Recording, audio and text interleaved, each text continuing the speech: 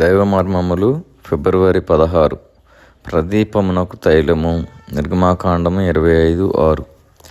తైలము పరిశుద్ధాత్మకు గుర్తు. మత్తయి 25:13లో మన ప్రభువు రాకడ కొరకు ఎదురు చూచుచున్నప్పుడు మన దీపములు నూనెతో నిండి మండుచుండవలనని చూచెదము. ఆత్మతో నింపబడవలనని ఎఫెసీ 5:18లో చూచుచున్నాము. పరిశుద్ధ స్థలము దక్షిణమున 7 కొమ్ములు గల దీపవృక్షమును చూచుచున్నాము.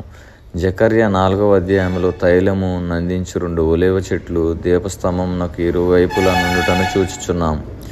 6వ వచనములో దేవుడు జెరుబ్బాబేలుతో శక్తి చేతనైనను బలము చేతనైనను గాక నా ఆత్మ చేతనే ఇది జరుగునని చెప్పాను.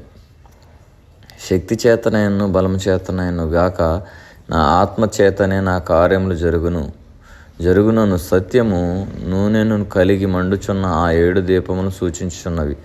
ఆయన వెలుగు మన ద్వారా ప్రకాశించి సకల ప్రజలకు ఆయన గొప్పతనమును మహిమను వెల్లడిపరచుటకై మనం ఆయన దీపములుగా నుండవలనని, మనము బంగారు దీపముల వలె రాత్రింబవళ్ళు మండుచుండని ఎడల దేవుని మహిమని అన్నడును ప్రత్యక్షపరచలేము. దేవుని ఆత్మ అనేది తైలమును కలిగి మనము దేవుని జ్యోతుల వలె ప్రకాశించవలనను వర్తమానమును ఈ దీపస్తంభము ద్వారా నేర్చుకుంటున్నాము. ఒకే కాండములో అమర్చబడిన 7 దీపములు దేవుని ప్రజల మధ్యనున్న ఐక్యతను సూచించుచున్నవి. కాబట్టి మనము కూడా ఐక్యత కలిగి దేవుని ఆత్మ కలిగి దేవుని కొరకు మనము కూడా మండి అనేకులకు వెలుగునివ్వాలనేది దేవుని ఆశ అన్నది. అటువంటి జీవితం దేవుడు మనందరికీ దయచేయును గాక. ఆమేన్.